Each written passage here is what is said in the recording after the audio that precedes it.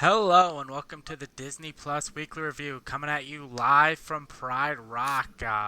We're here. It's the Movie Change Up podcast. I'm Joe Fricke, and every week here we kind of give you a quick review of what happened this week in Disney Plus. I'm joined by my co-host, as always, Tristan Mayer. I had a lot of fun with Disney Plus this week. What were your thoughts? Yeah, I had a lot of fun too. We had some great episode of What If to talk about. We had a really interesting Billie Eilish concert. I'm a big Billie Eilish fan, so it'll be fun to talk about that. And I also did a lot of nostalgic watching. I outside of this show, I ended up doing a lot of watching of the old X-Men cartoons and the Spider-Man cartoons that are all on Disney Plus. So I was having a Disney Plus filled week this week, Joe.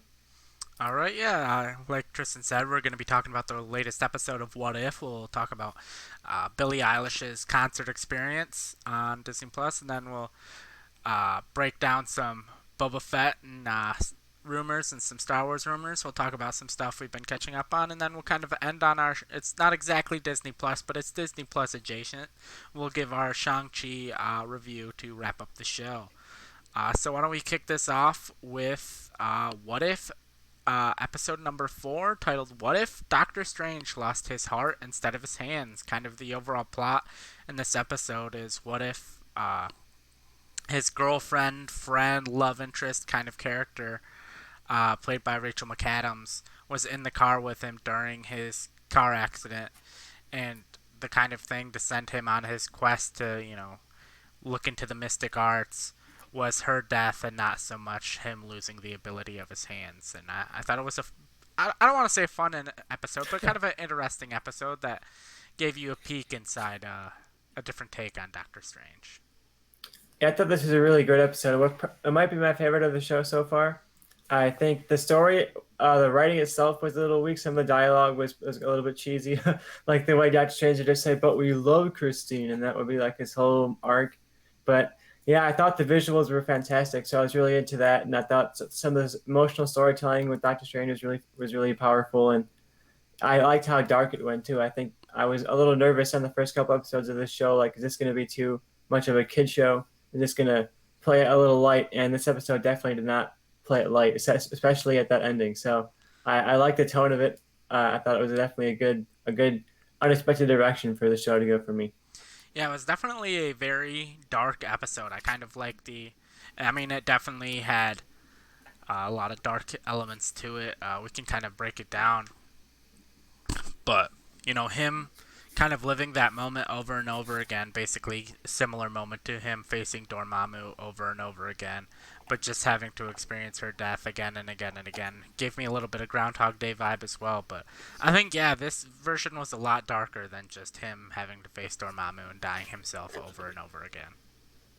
Yeah, it felt very I don't know, tough to watch. It used the animation, I think, really well, the medium of animation, because I think this would have been hard to watch, of course, in live action. But I also think once it got into the more outlandish stuff and the creatures and the very strange visuals, I think it used the color and they used the animation medium really well. But yeah, for the emotion of it, I thought, yeah, I was not expecting it to be so dark, and that him having to watch Christine die over and over and over again and wanting to save her, knowing he can't, and watching that one kind of choice to save her destroyed the whole entire universe. So that was the Yeah. final line. One choice can destroy a universe, and I thought that really put into stakes this whole What If Yeah. series, because so far it's been kind of just fun adventures through the multiverse. Like, oh look, uh, Chadwick Boseman is playing Star Lord in this one, and oh look, Peggy Carter is Captain America, and this one felt like, oh, but what if it really went bad? Like, what's the worst possible scenario this could go? And the Yep. watcher having to just watch.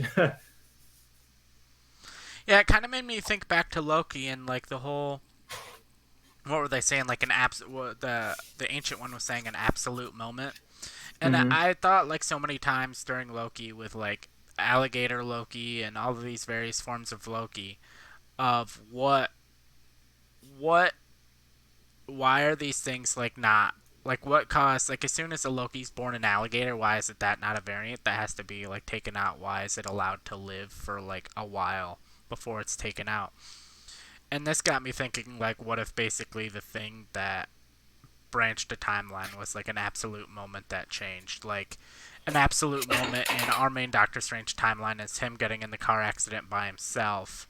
And then the absolute moment in the other timeline was Christine, I think Palmer, coming with him and her dying in that. And so it was kind of like both of those are absolute moments. And the fact that it switched is kind of where the new timeline branched, if that makes sense. Yeah, it's interesting, and I do wonder how this concept of absolute moments is going to play into the whole overarching concept of multiverse. You know, between this and Shang-Chi, we've gotten a lot of name drops of the word universe and multiverse and parallel timelines. It's a lot of things to keep track of. I hope they don't get too lost in the weeds of what's what and what's different and Yeah. what's a timeline, what's a universe, what's a variant, what's I, because there was two different Doctor Stranges in one universe. Are they variants or are they the same Doctor Strange? What are we having here? I think it's one of those things of the more you try to explain it, the less it makes sense. So just roll with it and hope people don't ask too many questions.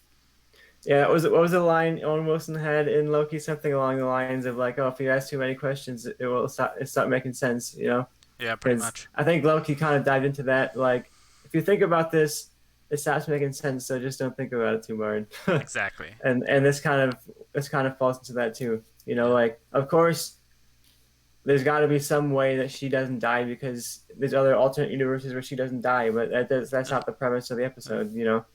Yeah. In this universe, her dying was an absolute moment. In our main Doctor Strange universe, him losing his hands in the car accident was the absolute moment. But what did you think of a lot of the body horror elements of the evil kind of Doctor Strange slowly absorbing the various entities?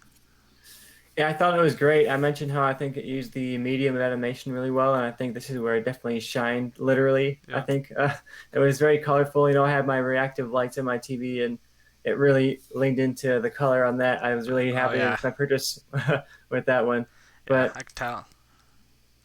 yeah, it was a fun episode visually. I think that was the body horror was the visual spectacle, and I think some of the writing was weaker because they just had 25 minutes to get through an episode, and it was like okay, we got to cover a lot of story here for an arc.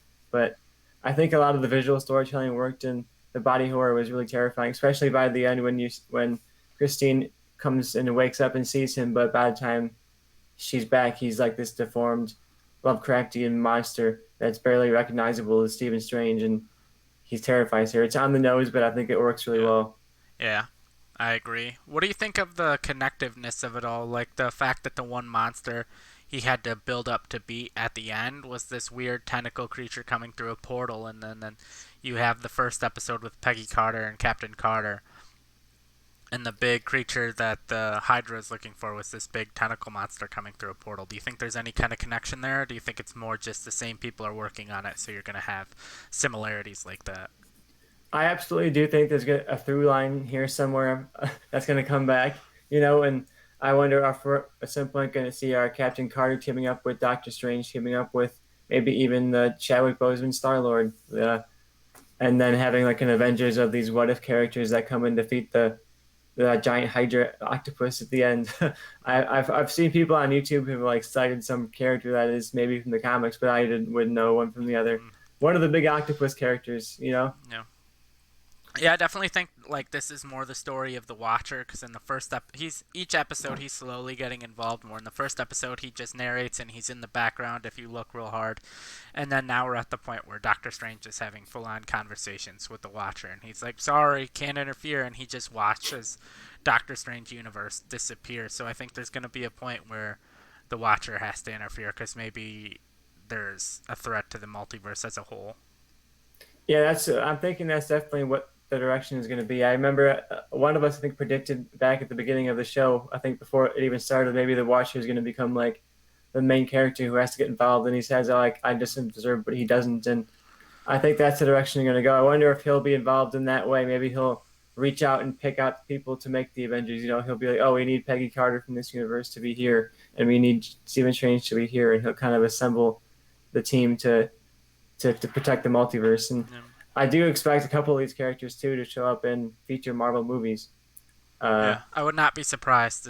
I think Peggy Carter, if they came to me and said, "Joe, we need a number one draft pick of who you think is going to go from the What If series to the live action movies. I would say number one would actually probably be The Watcher, because I mean it is to an extent his show. But of the actual Avengers characters, I would say Peggy Carter is my number one draft pick. I was saying Peggy Carter until this week, but I do think that we might not see this exact evil Doctor Strange, but I think in Doctor Strange Multiverse of Madness, we're going to see an extremely similar version of this that they're going to say is this. Like the Marvel canon is going to be that's essentially a variant version Yeah, of this evil Doctor yeah, Strange. I think we'll probably see him.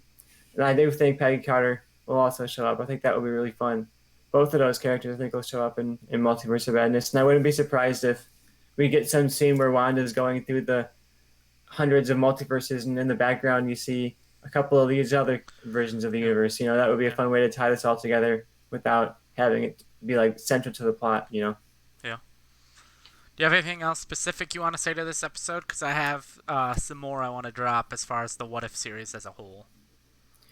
No, overall, I thought it was an impressive episode. I love the tone, which was probably the most impressive part, and also the visuals. I expect us to come back to this version of Doctor Strange. I think that's a dark cliffhanger to leave that entire story arc on. So I wonder if we'll come. He's preserved somewhere at the end. I think the last moment is him preserved in some kind of like bubble of something. Yeah, I don't know. It'll be interesting to see if they bring that version back in some way. But yeah, yeah, this episode really got me into the show and really made me curious what the actual plot of the show is going to be, what the connective tissue of this plot is going to be, and this one made me realize that they definitely are going to have one. So I'm excited.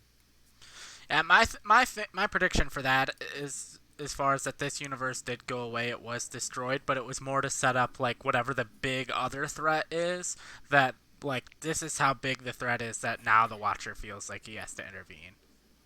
Like he didn't intervene here because he didn't consider that much of a threat, but now like whether it's Galactus shows up in the final episode or something, and he's like, all right, now I gotta interfere, and it sets up like, oh, this is how powerful Galactus is. But I did some perusing on IMDb, and I have some information as far as what the some of the upcoming episodes are. If you wanted to talk about that. Give me some of that, Joe. Give me some info. So next week's episode, and this is IMDb, and IMDb is always a little sketch. It can be edited by anyone, so this may not be 100% factual. So if it turns out to not be fully factual, don't blame me, blame IMDb. And if it rhymes, it must be true. Uh, so the next episode is what if Thor was banished to Earth but was still worthy of his mantle? So I think it's going to be very similar to the plot of the original Thor, but he's going to have Mjolnir the whole time. Going from really creative and ambitious episode to another one that's like, what if the same plot happened but different? But I mean, But I feel like that's the pace of the show. if you had told me the basis of last week's episode of what if Christine Palmer was in the car with Doctor Strange and she died instead of losing his hands, I would have thought, oh, that seems like generic and boring too. So it's all about what you do with it. That could be the jump off point for the episode, and by the end of the episode, he's like fighting Thanos with Mjolnir, and he discovers the full extent of his powers early on. And Yeah, not every episode needs to be crazy and big. Like it's also fun to just have stuff like the uh, Black Panther Star Lord episode where it's like here's just something fun in the multiverse. So one of those is also cool. all right, and the episode after that, I don't have a description, but the profile pic of the episode is the one with Tony Stark throwing up the peace sign and the Humvee. So I think that's the Tony Stark Killmonger episode. Dang, I wonder if they're saving Marvel Zombies for the finale. That's like a Oh. hanging out there waiting for me to watch. But Um, yeah, that'll be. I'm really interested in the Killmonger episode. I think that character is something that they could probably bring back through this multiverse. That's one that really hit hard with fans, and especially with Chadwick Boseman, unfortunately, not being able to come back and play with Black Panther anymore, kind of have a hole to fill in. yeah. I wonder if they're going to have some alternate good version of Killmonger end up being a character that plays around in this multiverse saga. Yeah, that's my prediction. And then as far as I've said that before. I've told people like in person before. That's my prediction of what they do with Black Panther. Is it's a Killmonger variant or Killmonger from another universe that instead of being left in California or wherever he was brought back by T'Challa's dad and just basically raised as T'Challa's brother. He becomes a good person, He somehow comes to our main MCU and sees that they don't have a Black Panther, so to honor his brother and to make up for the mistakes of like the evil version of himself or the alternate version of himself, he decides to become Black Panther. I like it. I think it'd be interesting. I mean, Michael B. Jordan leading an MCU franchise sounds pretty awesome to me. Yeah. All right, and then the episode after that don't have a description. All I again have is the profile picture, and we have Peter Parker Spider-Man wearing Doctor Strange's cape. Yeah, yeah, it'll be an interesting one. I think the premise of that is that Peter Parker is a sorcerer supreme in some way. Yeah, my That was what I've heard from people. if I thought So where the variant of this maybe kicks off, it's when they're in the ship in Infinity War going up, where you have Tony Stark, Peter Parker, and Doctor Strange in that ship going up. Maybe Doctor Strange dies, and so because they said I think there's something in the first Doctor Strange movie where like the cape chooses its wearer, so maybe the cape chooses Peter in that moment if Doctor Strange dies when he's like floating with all of like the weird needles around him. That would be that's a my good prediction. prediction for where the like timeline changes. I'll place my bet there, Joe. I think that's a good prediction. Yeah, I'm curious to see if this will be one that ties into No Way Home in any Yeah, way, yeah, because I you can have see that. Spider-Man and Doctor Strange together and multiverse. So Yeah, I'm not saying they're going to watch all of a sudden Andrew Garfield and Tom Holland or Tobey Maguire or anyone's going to be in this episode, but I think maybe this could be one where we have a throwaway scene somewhere in the background. It's something like I just mentioned, like yeah, when Peter Parker is flying through the multiverse, maybe we'll see this universe somewhere. I could see that. And then episode 8, looking like we're get just this is the description, and this will tell you everything you need to know. The infamous Marvel Zombies comic comes to life in this episode. There we go. So I'm I'm really curious. fascinated to see how they adapt that because they could go really dark with it. They can go really comedic with it. They could, I don't know what, it's going to be interesting to see how they can balance that tone and how they can go with, bring that gore and what, I don't know. It'd be fascinating to see how they adapt that storyline. I mean, the clips of it in the trailer have always looked dark. It didn't really look like fun zombies. Yeah, and before this episode, I wasn't quite sure, but that episode we watched this week sold me on the fact that this show is willing to go dark, even if it's only for an episode or two, you know. So I Yeah. think a Marvel Zombies, I'm much more excited for it now than I was a week ago. All right. And we have one final episode, and this is the description, and I want your thoughts. In an alternate timeline, Vision becomes an all-powerful android known as Infinite Ultron when merged with rival android Ultron. Now it's up to the newly formed Guardians of the Multiverse to put an end to his reign before it's too late. You're telling me that's really what it says? That's Look at that. Give me the points, Joe. what that's what it Give me my says. prediction points. That's when you were making predictions. I didn't want to say anything because I knew. But again, that can probably be edited by most anyone. It is still up on IMDb, and normally if it's that wrong, it's usually removed or changed. So I have a feeling that it's pretty close to being right. Look at that. I'm organically figuring out the MCU. I don't need your leaks, Joe. I don't need your spoilers. Well, it is what it is. So I think you're probably right. The Watcher's going to come involved. Ultron's going to become super powerful. Maybe communicate with Ultrons and computers in other universes, and that's when the Watcher has to jump in and set things correctly. I didn't tell you this, Joe, but right before the episode went live, I went on IMDb and I edited that description in just to make sure that I was right the whole time. Uh, So, Maybe it was your variant. yeah. All right. But yeah, But so that'll be great. I mean, assuming that description is correct, I can't wait to see the Guardians of the Multiverse. yeah, What are the escalation? I mean, this franchise is going yeah, places, man. yeah. All right. So you ready to move on to our next topic? I'm ready. All What do right. we got, Joe? It's one you should be recently familiar with. Let's talk about Happier Than Ever, a love letter to Los Angeles, a Billie Eilish concert experience.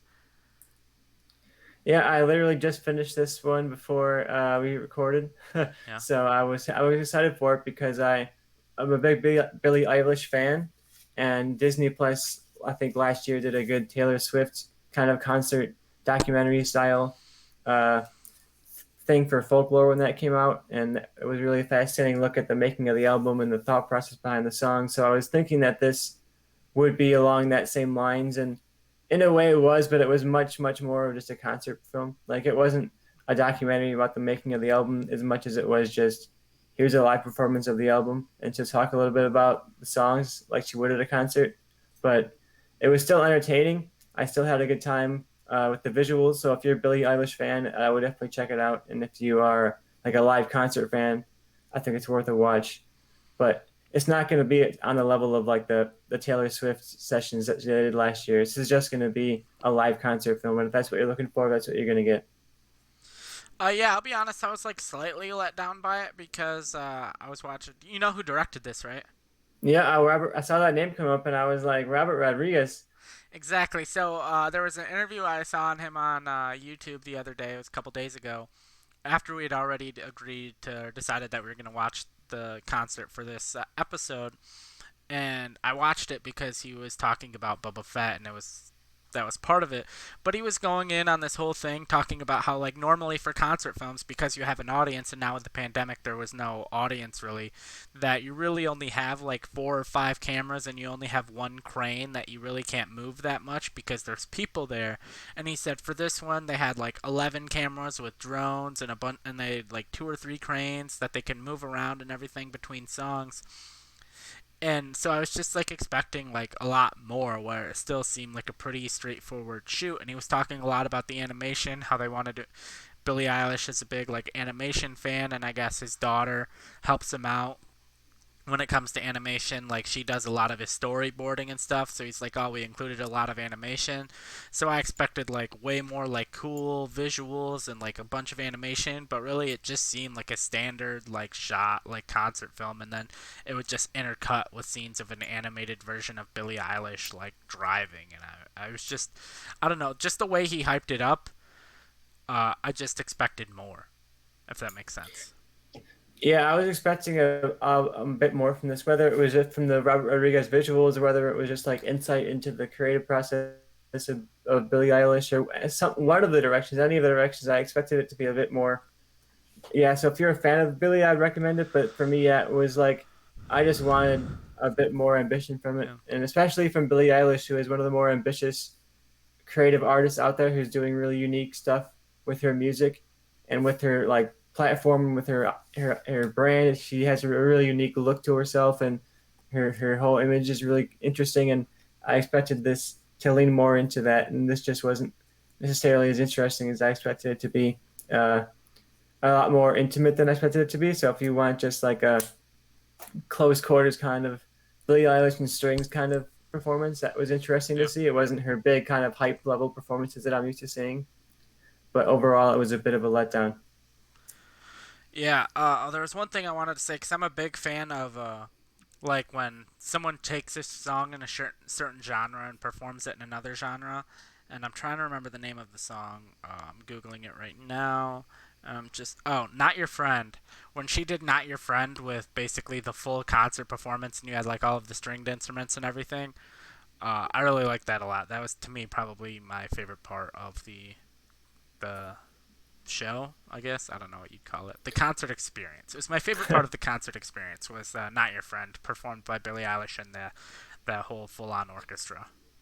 Yeah, I don't want to downplay the music because the music is still really good here, and especially because it doesn't sound like right off the album type. It's a very unique take on the music. So that was the most interesting part. Is getting a different production of the songs that I've already heard and the songs I already know. Some of them sounded, of course, pretty much the same, but other ones were different takes because she's performing with an orchestra rather than like any sort of electronic instruments. You know what I mean? Yeah, So it sounded different than it would have otherwise. So the music is still great. I don't want to downplay that. yeah, yeah. The music was really good.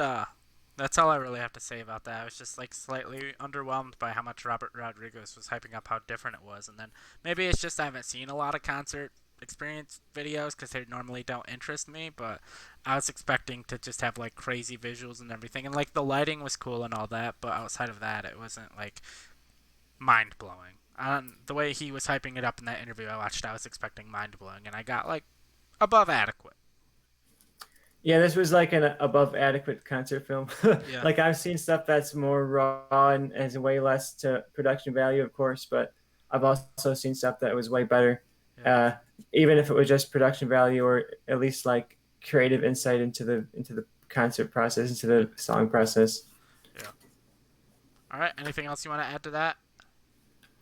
No, I'm looking forward to whatever Billie Eilish does next. I'm still Yeah. really Really. excited for her career. Yeah, I'm a big fan of her music, so that was fun to watch and listen to as I did our thumbnail and background for this episode this morning.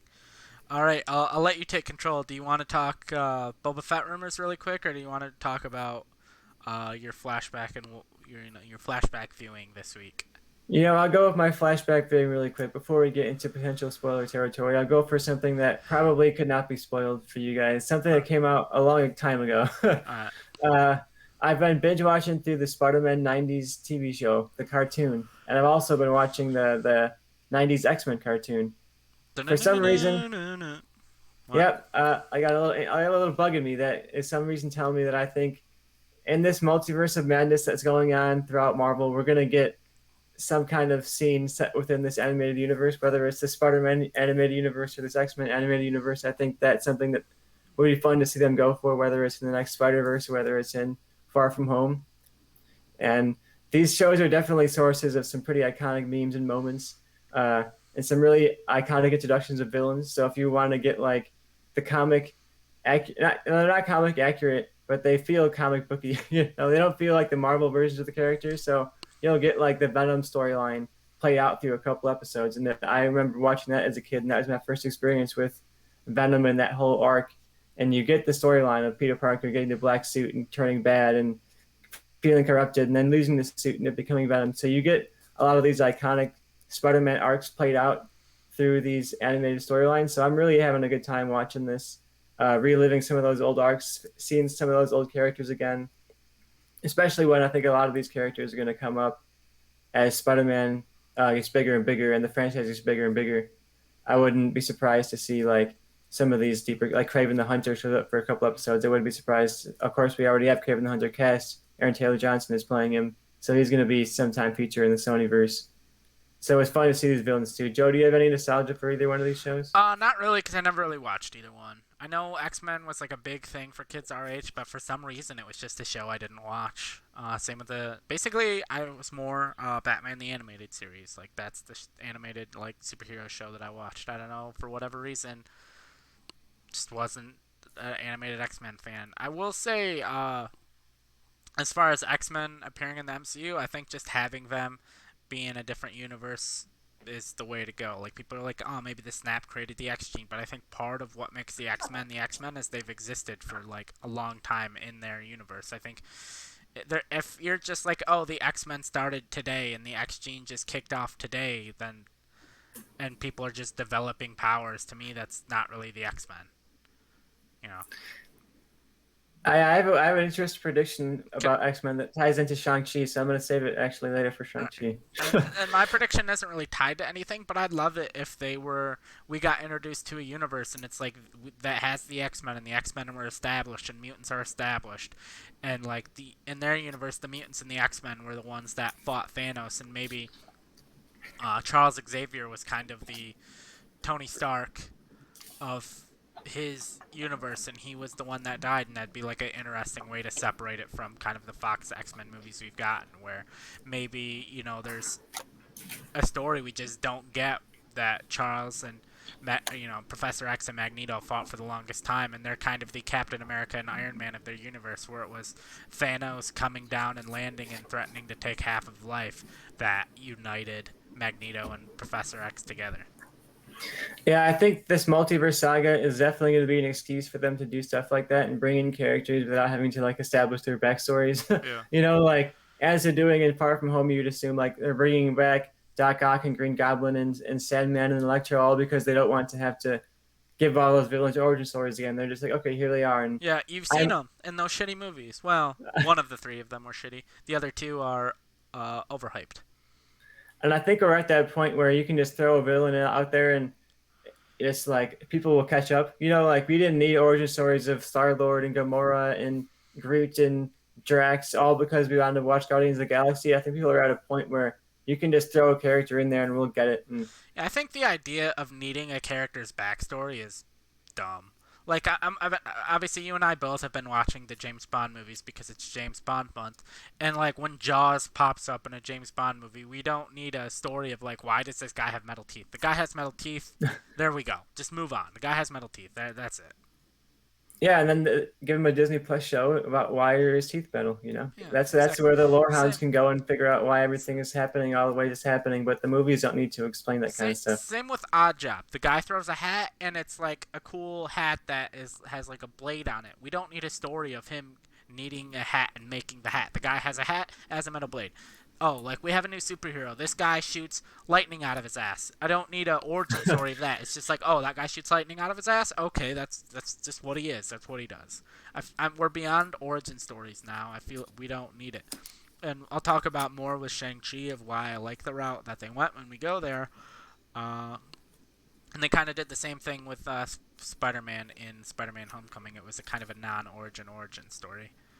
Uh, Yeah, but I do think the multiverse is going to bring in some of those characters like that. But I do think it's going to be used for like throwaway jokes. So I do expect a scene in Far From Home where Peter Parker is suddenly thrown into the animated universe with all the memes and they're pointing at each other or something like that. Or you see like the I cartoon feel like they version of can't Green do that. Goblin. I feel like they can't do that anymore because Spider Verse already stole that joke. So if they did it Actually, Spider Verse themselves, literally made them go into the meme, so you can't really beat that. But I can see them going like into the animated TV show or something like that.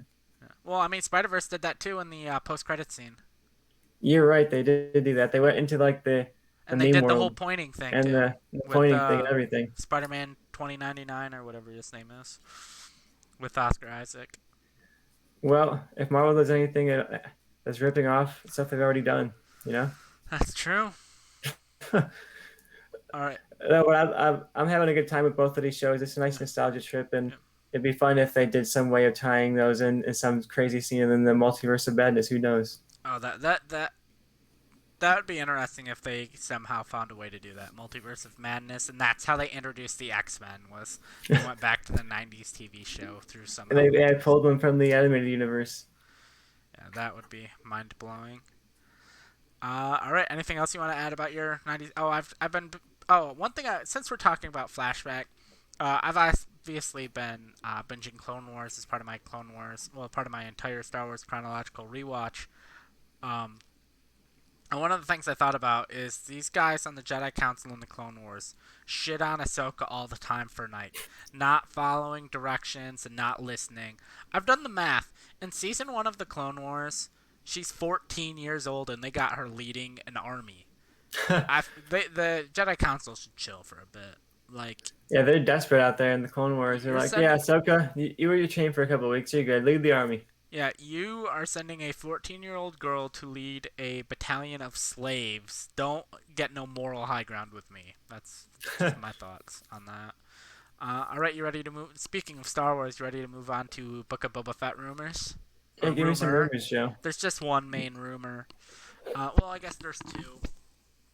I'll go with the one that's not that surprising. Is apparently, uh, based on costumes people have seen, is the show is going to take place over three separate points in time.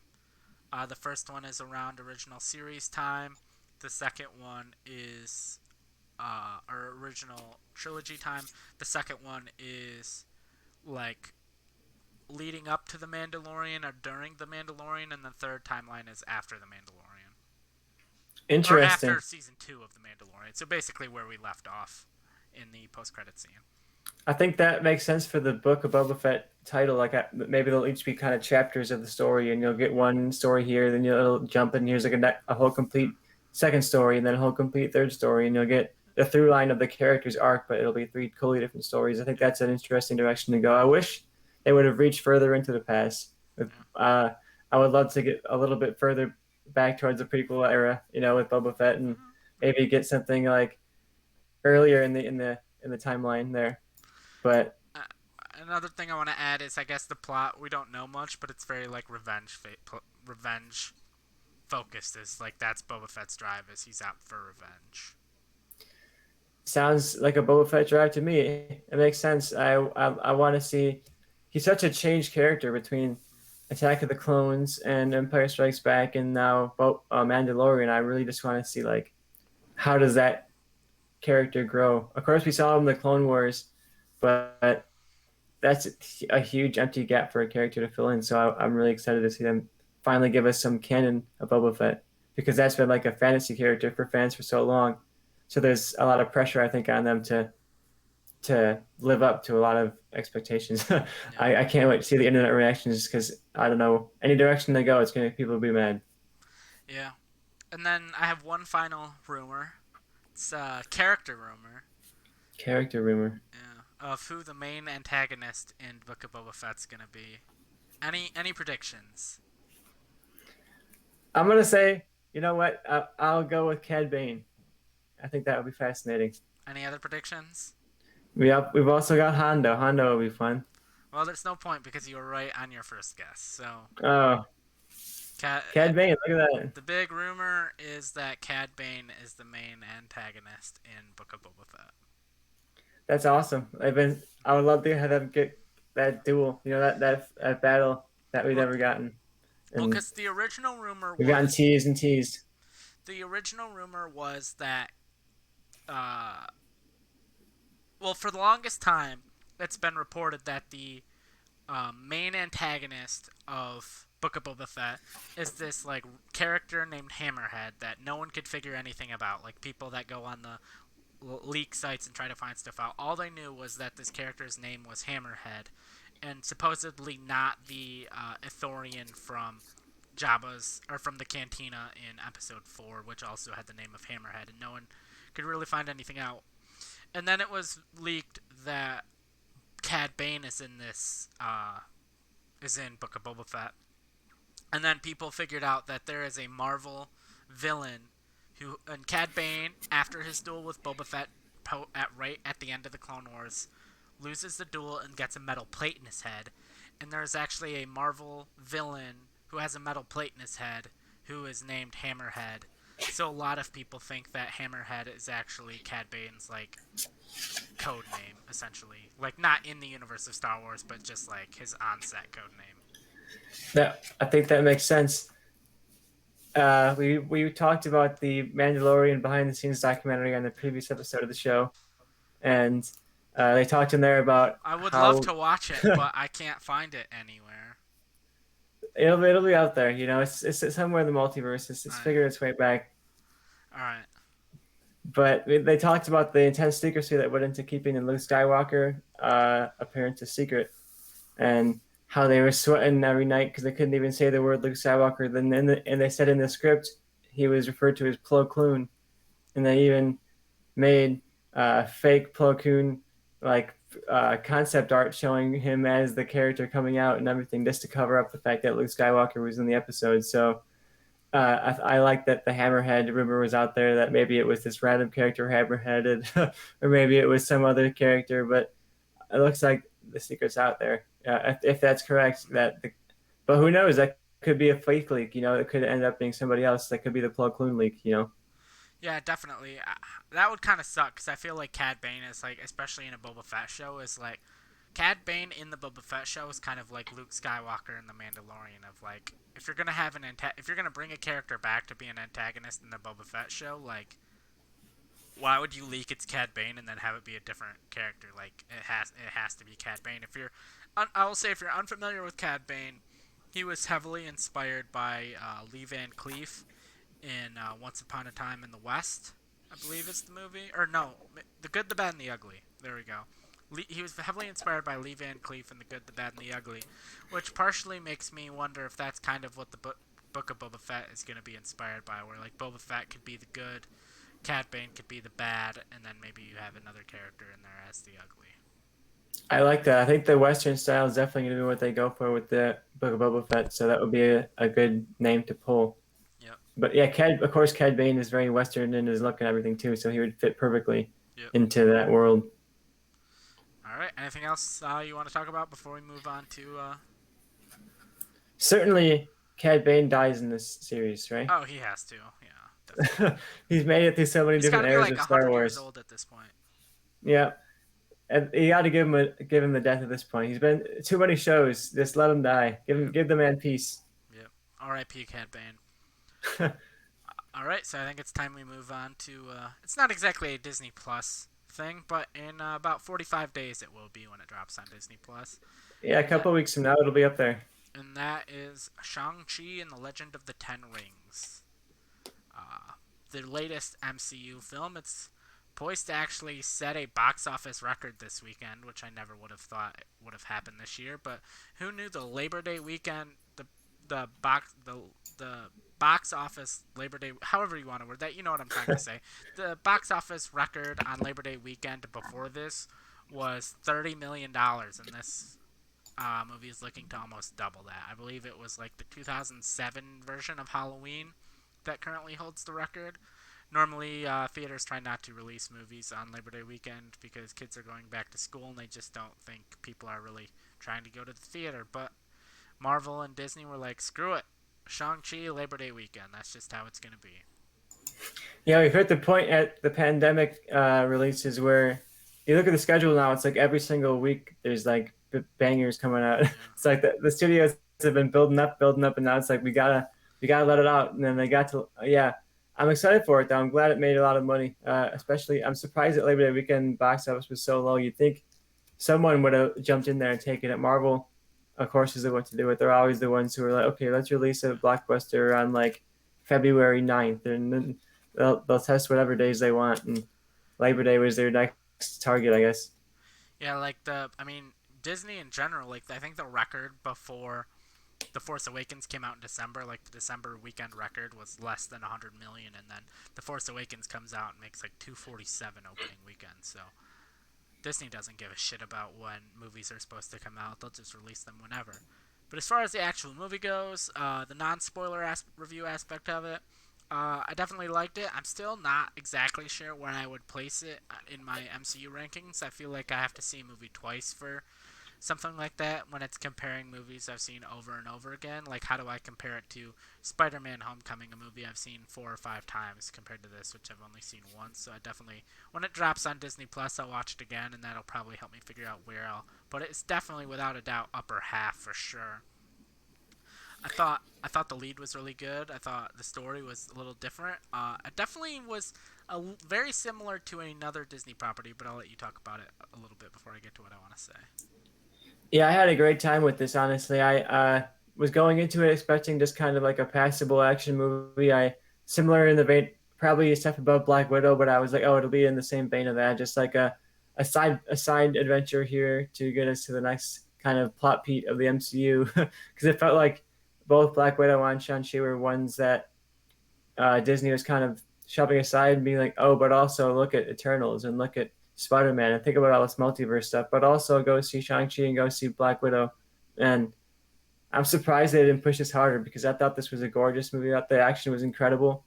I was like enthralled by almost all of it outside of the.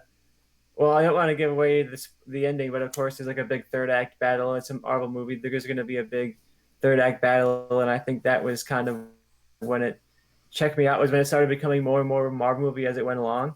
But I think throughout I was really invested in the action, and I would definitely recommend it if you're a Marvel fan. But I'd also recommend it if you're a fan of just like sleek, cool looking action, and you don't need to really be following any of the Marvel No, storylines or the Marvel lore to be watching this. So if you I just was want to see a cool action movie, I think it's worth it too. yeah, I was gonna say, if you watch the trailer and you're like, "Oh, this interests me," uh, but you haven't really seen any of the other MCU stuff, I would say you could definitely check it out. There's maybe like one or two lines that'll go over your head, because they reference previous stuff in the MCU. But I also don't think it really spoils anything in the MCU either. It's not like it's like reveals this character death that will lose weight to you if you go back and watch it or anything. I feel like this is a movie that, outside of those one or two lines, could have been the fourth movie in the MCU, or the 25th movie in the MCU. I think it really could have came out whenever. It's not exactly directly tied into the MCU, so, which is a good thing for Yeah, me. I this feel like is the more the MCU is tied into itself, the harder it'll be to get newcomers to it. So Yeah, it was reassuring for me to watch this because as Marvel builds this big storyline, I started to get nervous that there's not going to be room for these smaller stories, these standalone adventures that sure have their one or two sprinkles that tease you for what's next, but aren't concerned with the overall plot. And this was exactly that. This was exactly what I was looking for out of Marvel. Like I still want these small adventures, these really with great action, with great characters, and that feel unique. And this feels very unique. It doesn't. I mean, it still feels within the MCU. It doesn't feel like a huge total outlier. So don't expect it to be like this groundbreaking, totally new type of thing. But it feels unique within the MCU. It feels unique for its action. It feels unique for its style. It feels unique for how much it takes its characters and its families a bit more seriously than I think some of the other Marvel movies do.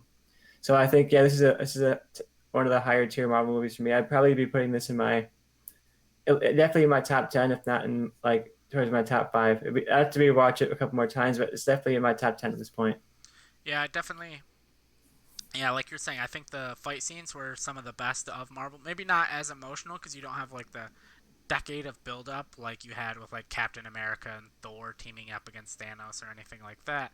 But as far as just the actual choreography of the fight scenes, I definitely think it's one of the better, if not the best. You have the I remember watching the bus scene, which is in the trailer, so it's not really a spoiler, and being like, "Oh, this is the best fight scene we've had in the Marvel movie." And then there's a later fight scene on the side of the building where I was like, "No, this is the best fight scene we've ever had in a Marvel movie." So, Yeah, if you're thinking like, oh, I watched a trailer and I saw that bus action scene, so I've pretty much seen what this movie has to offer. I promise you that you do not. You have so much more ahead of you. Like that scene is early on in the movie, so you have a yeah, lot it's after that to feast on. And also, I think for me, one of the best scenes of the movie is the first action scene right out the gate. It's like this really gorgeous throwback action scene that feels like it's ripped right out of like Crouching Tiger, Hidden Dragon, or any of those kind of throwback kung fu movies. And I had a fantastic time with all the action here. I do want to get into some of my negatives.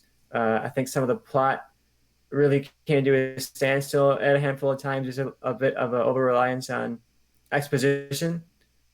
So if you, especially if you're like trying to figure out, okay, how does this tie into the Iron Man 3 version of Ten Rings and Mandalorian or the Mandarin, and they do give the answers to that. So I want you to be assured they do, but at the cost of you sitting there having them explain it to you.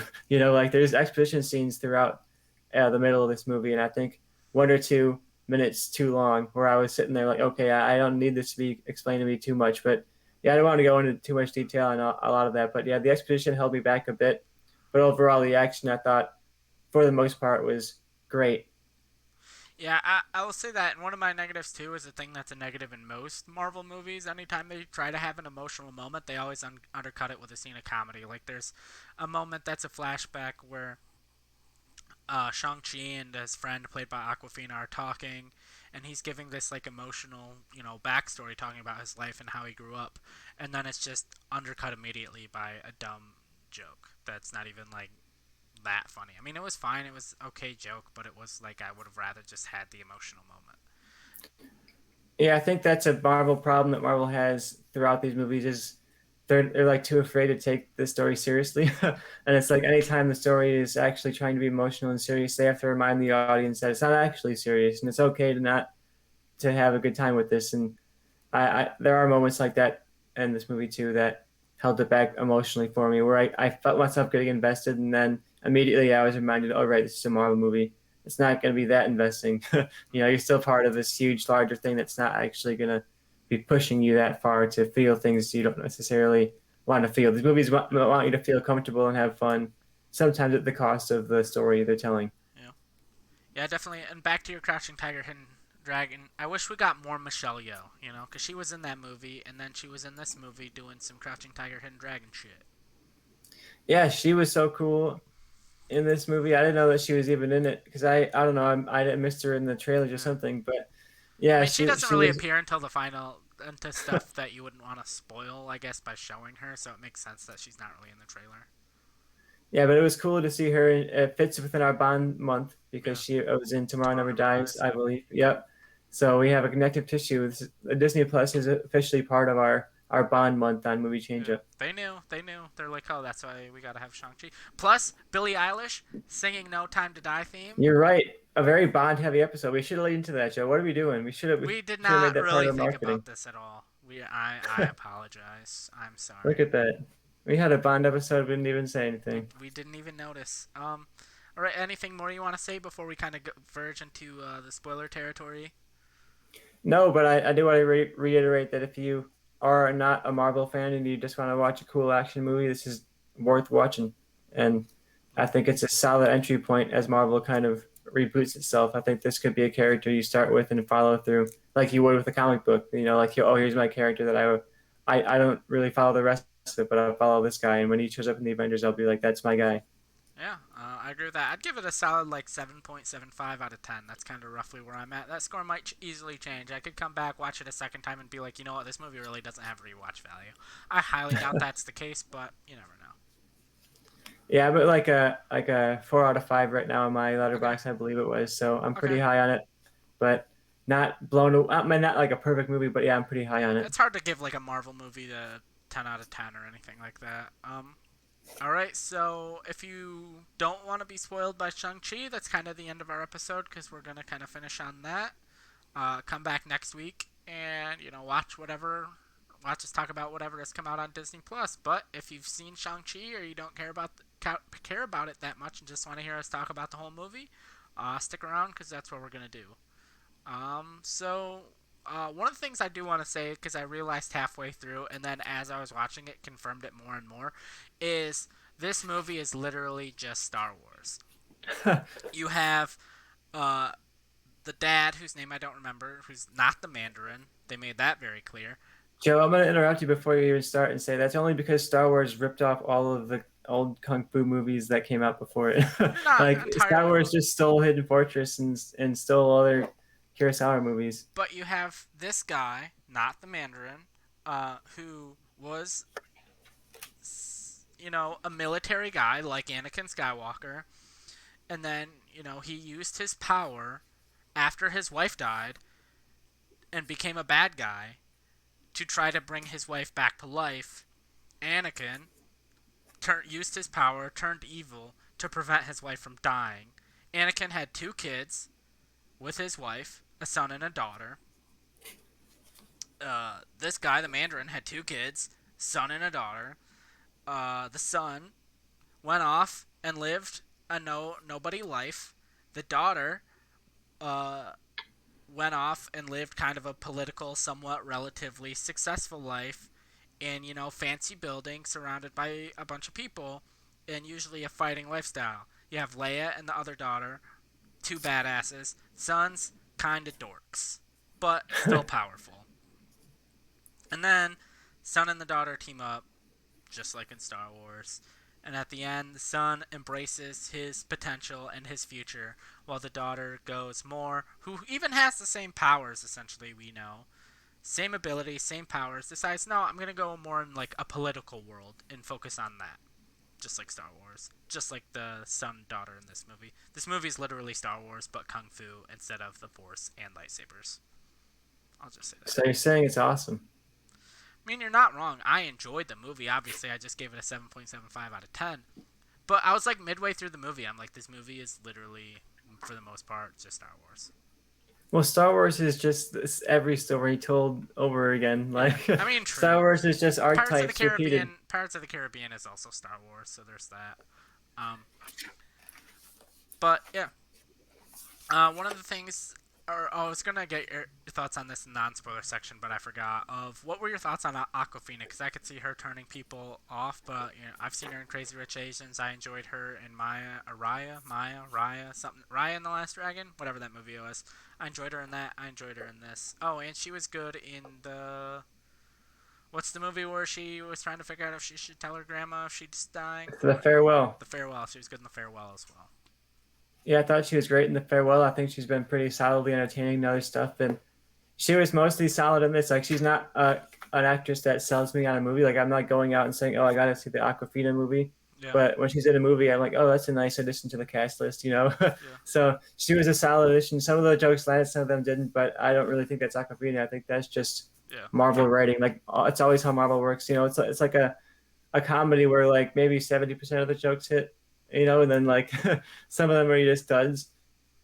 Yeah, pretty much. Yeah, It's that's almost I forgot what it's like to sit in a crowd full of people at a sold out show, but then a joke yeah. doesn't hit. it almost becomes like awkwardly funny because no one laughed at the joke and you're sitting there in silence, and then you almost want to start laughing because no one around you thought that was funny. Yeah, this was also the most packed I've been in a theater since the pandemic started. Yeah, I was sold out. I think so. Between this and Candyman were my first two sold out shows since like Birds of Prey. Yeah. Oh, one of the things I touched on earlier with like the whole origin is I fully expected this movie to be like him for like not knowing like who his parents were or anything, and like him having to learn martial arts. So when that bus fight scene started and it's like, oh, he already knows how to fight. I'm like, thank God, because I don't want to have to deal with all that like boring tropey. Like, this is how you punch. This is how you kick. Oh, you don't kick. Oh, then a fight. Then you get in a fight and you realize you know more than you thought you did. Glad we Yeah, I got to was skip glad they all didn't of do that that shit. because I've seen enough origin stories, and I think we're at this rebirth phase of Marvel where like it's an entirely new era. Like the Yeah. Infinity Saga is gone, and now we're in the second saga, and I think people get the beats of our origin story by now. So unless you're doing something really different with it, like just give us the character. Like he's not Yeah, I showing don't. up I in didn't. costume. I I'm mean, Shang-Chi already ready to fight, but he's like yeah, trained fighting, ready to go, and he's kind of finding his identity as a character. But it's not an origin story. It's like a coming of age story. You know? yeah, pretty much. Yeah, it was a lot like Spider-Man: Homecoming. It was a non-origin story where he was kind of like halfway through done being Shang, whatever. I don't know. I don't think he has really a superhero name, but he was halfway to being that when the movie started. Yeah, I think it was good to not have to follow the same beats. Yep. And I also thought some of this, we talked briefly about some of the action, but I didn't want to spoil some of the set pieces of it. But that side of the building fight was so good on the rafters, and uh, it was visually striking. There's so much neon and so much bright light. It was really great to see. I watched it in Dolby Cinema, so the colors were just it was all HDR and looked fantastic. And they had like the speakers in the seats, so whenever like someone was fighting, they'd be like boom, boom, and it was really effective. And I thought it was really a blast to watch. Yeah. What did you think of Ben Kingsley? I was sure he'd show up in some way because I figured they'd want to answer that question like for people who care like okay, what was going on with this Mandalorian in Iron Man 3? I didn't expect him to be so prominent. I thought it'd be like he has one scene and one line. I think he mostly worked. He played well for the other people in the audience. Yeah. If I'll say it like that, like he played well as a comedic relief for people. Yeah. He didn't necessarily land for me all the time because I think he was what we mentioned. Whenever there was a dramatic moment, he would like say something ridiculous that would all of a sudden cut the drama, Yeah, pretty and much. Like I would have preferred. Like there was a moment where he was like laying there dead, and like the Morris or whatever, like, his little weird no face creature, like walked up and bumped him, and he just kind of popped up. He's like, "Oh, like I'm just laying here, it's acting," and I'm like, I kind of would. Not that I'm like, ah, oh, fuck that character. I hope he dies, but it would almost been like more interesting to me if he was like, oh, he died. yeah, I think it'll be interesting since he's not dead. If they're gonna keep bringing him back as some kind of like recurring supporting comedic relief character, Yeah. you know, because he's getting this weird. He was like a Give him a Disney Plus stand-in show. for a terrorist in Iron Man 3, and now he's like this joke character. Yeah. But yeah, it's fun. It'll be interesting to see if he comes back, and he'll be like how Black Panther has like the Martin Freeman white guy that comes in and is like the outsider looking into the culture, and I wonder if they'll use him as like the outsider white guy coming in looking into the Shang-Chi culture going forward. Yeah. Also, speaking of going back to Aquafina, I'm not sure how I felt with her like whole Arrow storyline. I felt like I don't know. I feel like there was maybe scenes that were cut or something, just because it was like, oh, she like trained with the bow and arrow for like a scene, and then she was like kind of good at it, and then she shot it through the neck at the end. I don't know. It just like I would have rather her just been like with the whole thing of her being a driver, of her having to like drive and do something with driving, and then being like, because it's not like oh she needs a job and it's like oh I'm just gonna go out and be an arrow shooter. Like it's not really like Yeah, I oh I think found my career path now I'm gonna shoot arrows at things. I would have rather been like oh she's like a good driver. Maybe she, and maybe like one of the there's like add a third post credit scene where she I don't know starts her own like Uber or something. I don't know, just something besides I think you're getting what I'm trying to say, even if yeah, I it would can't have been fully a find better the words. direction I think for the character to have it lead into her strengths, like She had this whole arc of her family not taking her seriously, taking a job Oh, seriously, and I wanted her arc to be like proving that what she's doing is actually important, that she's actually skilled, and yeah, it would have been a good way to pull that off by having. Well, she did save her driving did get them through that maze in the yeah, jungle, yeah, so I think her driving paid off in that way. But it would have been nice if her full arc was in some way paying off her skills that were already there in the first place. yeah. But Instead I of do like, think the arc they explained of her in the story was like her shooting that arrow was her choosing to stick with something that she otherwise wasn't good at, and I think that was the arc they tried to sell us on at the end. It was suddenly it was like, oh, it wasn't actually about her like finding her self confidence. It was about her like finding a direction and picking it yeah, literally. yeah. I don't know. It was just it didn't fully land with me, I guess. Yeah, I don't think it did either. I think it needed one or two more scenes of her just doing just that, like struggling and wanting to give up and choosing not to give up, with the arrow. Yeah, Because that would have been an arc of she gives up easily on things, and that's why she's not accomplishing what she wants to in life. And now she's choosing not to give up on something. yeah. Trying to think what. Oh, another thing. What do you think about Wong's relationship with Abomination? What do you think that the whole thing is about? I was surprised to see them so friendly. Yeah. To get like I was like, oh, this is good. When you see them in the trailer, I was thinking, oh, this is gonna be like a fight to the death action scene or Yeah, I something thought it like was gonna. some way. I thought it was not gonna be like a fight to the death, but I thought it was like Wong going to like capture Abomination or something, Yeah, that's what I thought. It was and gonna be not like hostile. and not them fixing fights together. Yeah, I It's think like it's when he's like, interesting. next time you learn to control your punches was essentially him because I think the whole thing was fake. Like their whole fight was. Yeah, it looked like they were staging it together, and I wonder if uh, he's gonna show up in Doctor Strange at this point because, like, he just all of a sudden walked through this portal with and has this established relationship with the character. So I feel like that's almost telling us that he's gonna show up in a future movie together with them. Yeah, yeah, But I was wondering, like, is it possible that that's not abomination at all, and in some way it's like a creation that he made to like whether it's an illusion or whether it's someone projecting an image or something like that. But yeah, it ended up actually being abomination, so that was interesting. yeah, I definitely think he'll show up at some point yeah. because Trying to they think keep what else. teasing out these Incredible Hulk characters and connections because they can't actually do anything Hulk movie wise. So I went Abomination. Now that I'm thinking about it, could show up in She-Hulk, the Marvel show coming in a couple of years. Yeah, Maybe they're going to bring him up for that. yeah. And I'm also curious.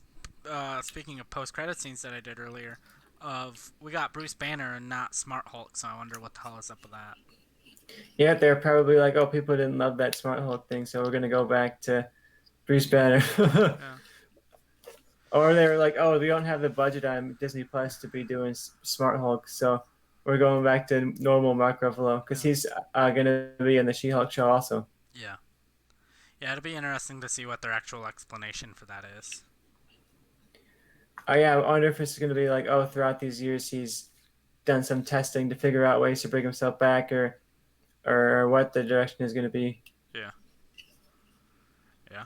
Marvel has had no idea what to do with the Hulk, so I don't expect much. He hasn't been good since the Hulk movie. I mean, I liked him in Thor. He was good in Thor Ragnarok. Oh, that's true. He wasn't. He was good in Thor Ragnarok. That was the last time that he was good, because he hasn't been interesting in any of the Avengers stuff, Yeah, especially these most recent ones. yeah. So I'm hoping that he's good in She-Hulk. I kind of hope they just retire him in She-Hulk. If you can't really do anything with him, just be like, oh, I'm done. What did you think? We got a brief Brie Larson appearance. She reuniting with the director that put Yeah, her on the after map. Short-Term 12 and Just Mercy, so, yeah, not surprising. I'm sure that was an easy and quick conversation between them of her appearing. Yeah, and I wonder. Oh, yeah, I was trying to figure out what that... I mean, I remember, like, them talking and conversing. I was trying to remember what the scene, but it was them trying to figure out what the origin of the rings are. Do you have any predictions? I think the rings are going to tie some way into Eternals or the cosmic side of this Marvel Oh, definitely, storyline. yeah. I'm wondering what that beacon. I didn't quite get what they were talking about when they said there was a beacon sent out. I was like, okay, what beacon? Like, who sent the beacon? And what's the beacon? Like, Silver Surfer. because they were like, oh, there's this beacon. and it's sending out a signal, and they were like, to where? And then they both just said like comic book lines and walked out. And I was like, so no one's gonna answer their like really reasonable question that they're asking. Yeah, They're just gonna walk away. it's a answer for another time, I guess. I know. But yeah, I think it's definitely going to play into Eternals. That's my prediction. Okay. People were going crazy saying Galactus and this and that, but I think Eternals is where it's going to be. Marvel doesn't play that long of a game. Like we're going to reference like 2 or 3 movies ahead max. Yeah. Eternals is what the next movie at this point. Well, yeah, right. Yeah, yeah, Eternals, and maybe it references Hawkeye. Maybe that's where we learn the answer. I'm also surprised with as much synergy as they're trying that we don't get like post-credit scenes that reference this show. Maybe, I'm trying to think what comes out first, Eternals or Hawkeye, but maybe if Eternals comes out first, we'll get a Hawkeye post-credit scene in Eternals. But Because we did get a Hawkeye post credit scene in Black Widow. oh, And we that's also true. got to remember That's that true. all these things, all the orders are kind of off still. Like That's these true. movies are supposed to be out a while ago. But I'm surprised the synergy is keeping up as well as it is, to be honest. Like, I thought by now we'd be like, well, once the multiverse starts going, I wonder how rough it'll be. Like Yeah. between Doctor Strange and Spider Man, like if Spider Man gets pushed again, and Marvel's like, well, there goes our whole storyline, or are they gonna have to like adapt somehow? Or is there a way that Disney just subsidizes Marvel? Like maybe they give him like, hey, we'll give you like $50 million to release this now, but we also want a higher percentage of the box office. I also wanted to note in that post credit scene that it's interesting that Aquafina's character is like not just a sideline love interest. She's like seems to be like Oh, that's another thing I liked. prominently there throughout. She was there throughout the movie as well, but she was there literally at the post credit scene. So I wonder if she's gonna like play into the MCU larger in a larger way That than was just being like the Shang-Chi love interest. that was another thing I liked of her not really being a love interest. Is she was more just like a platonic female friend. Well, yeah, I guess. Yeah, she was mostly platonic. There were moments where I There was was like a like, I moment where she like, wonder Shang-Chi has like some has some like hidden feelings for her or something. That's kind of the feelings the vibe I got a little bit. Like there were 1 or 2 moments where I was wondering if they're hinting at like this hidden feelings between the two of them, but it was mostly platonic. Yeah, one of the things I was thinking too, speaking of Hawkeye and speaking of the whole Arrow thing, is I wonder if there was some early version of the script where she was actually Kate Bishop. interesting. With the whole That Hawkeye would have of it been really all and the whole era and her and there was the whole thing of like her name being Katie but then her Chinese name being something else. So I was there there was a point like when she was shooting the Arrow where I was like she's obviously not because Haley Steinfeld was, but I was curious if there was like at any point in the script where she was going to be Kate Bishop. that's an interesting pull. I think that would have been a really fun way because you mentioned the synergy isn't necessarily there for this one. Like they're not tying in a bunch of stuff. Yeah. That would have been a fun way to tie stuff up, and you could just save it all the way to the end. Like in that last Yeah. scene, they ask her name or they ask her what her American name is, something like that, and she says, "Oh, Kate Bishop." Yeah. Yeah, but then maybe at one point they decided they needed more comedic relief, and they realized hired Aquafina, and they're like, well, Aquafina doesn't really match the Kate Bishop we want to do, so they just separated them into two different characters, but still kept the Arrows storyline. Because the arrow thing would have tied together. I mean, who knows? She could show up. Everything's connected now. Yeah, What maybe it, she's he maybe said, "Welcome to the circus." They're in the circus now. They're part of the MCU. They can show up whenever. maybe Hawkeye takes place in a different timeline, and she still becomes Kate Bishop, but Haley Steinfeld is a Kate Bishop variant.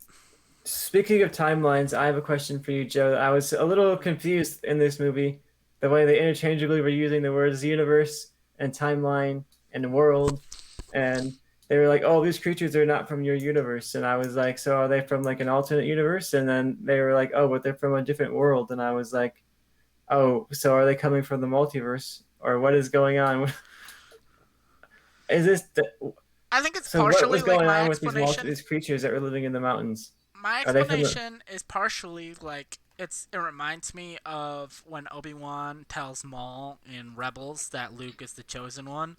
Its characters not even fully realizing like everything, and so they just kind of come up with their own words for things like potentially um the that place Tomalau or what I have no idea, that's probably not right at all, but the mystical land that they go to at the end, might still be part of Earth, but it's just like this weird different plane, like the soul plane or the astral plane or whatever in Black Panther. Like it's just some weird plane. Like I don't know if it's necessarily like, oh, you're going to a different Earth in the multiverse. Like they maybe it's like some weird portal that just takes you to a different planet on our universe. Like I don't know if it's ever fully going to be explained, but I also think if things don't necessarily line up, you can just chalk it up to characters in the universe not really fully real understanding everything.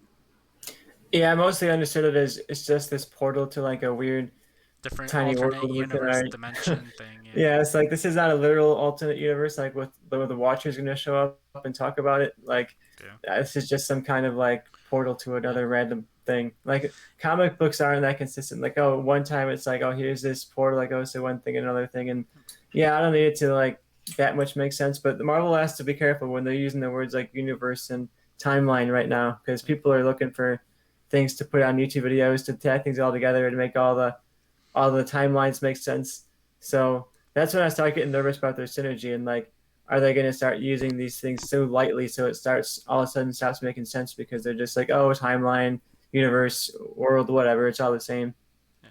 One question I have is how many years do we have to wait before the lion dragon things from Shang-Chi are teamed up with the rhinos from Wakanda against whatever kind of threat? Because that is what I need. Look, I think we definitely got to get some Black Panther Shang-Chi crossover. I think that almost is what I would expect from the ending of the movie, the final post-credit scene. You know, I was thinking that was that team, that new era of the Ten Rings versus the Wakandan army that we D- saw in Dora or whatever they're the Dora called. Milaje. And we've heard rumors of a Wakanda TV show on Disney Plus. So that was my prediction when I saw that scene was that they're gonna Uh, essentially be the antagonists of the Wakanda show on Disney Plus. yeah, because they said the Ten Rings will return, but they didn't really say where, so I could definitely see that being a thing. That makes sense now because I remember because at the end it said the Ten Rings will return, and I'm curious.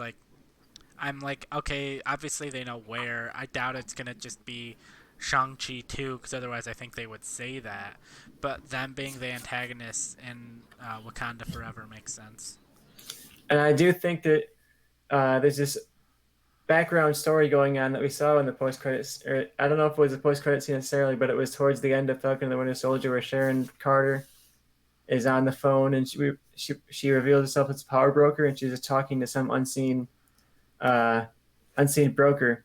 That is, I think that we could possibly have Sharon Carter being like our middle woman between a lot of these warring factions. We got the Black Widows who are kind of out there doing their thing. We have the Wakandan army out there doing their own thing, and now we have the Ten Rings revived doing their own thing. And I could see her being the power broker, being the one who's in the middle trying to say, okay, let's bring all of these bad guy teams together or something like that, or and let's try and like have make a some kind of team up.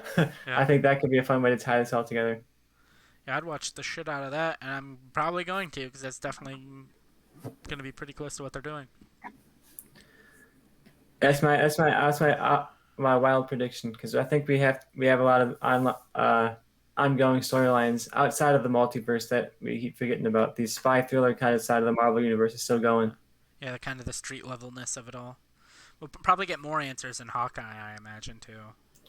Yeah, because Hawkeye I think is going to tie directly into the Madam Hydra Yep. uh, scene at the end of Black Widow, of course, and I think her and Power Broker could be Madam Hydra is the Julia Louis-Dreyfus' character from what's been going on in the Marvel universe, and I think that her and Sharon Carter could end up being like the bad guy teammates by the end of the show, and that could be the one that brings it all together. All right. Yeah, makes sense to me. Anything else you've got to say about Shang-Chi before we wrap up? No, I had a great time with it though. I can't wait to watch it again. Yep. Uh, if it was for $30 on Disney Plus, I'd be tempted to buy it and watch it again. But I'm glad I don't have that option, so I can Yep. just wait a couple of weeks and watch it free. Yep. All right. I think that wraps it up. Come watch us next week. Also, that movie had a dragon fight that we didn't talk about, but it There was was an awesome, cool dragon fight. I mean, it was a bunch of CGI monsters fighting each other, but it was cool. It was dragons, yeah, we'll definitely see the good dragon fight again against something, whether it's Galactus or some kind of monster. It'll Fing be Fang great. Foom.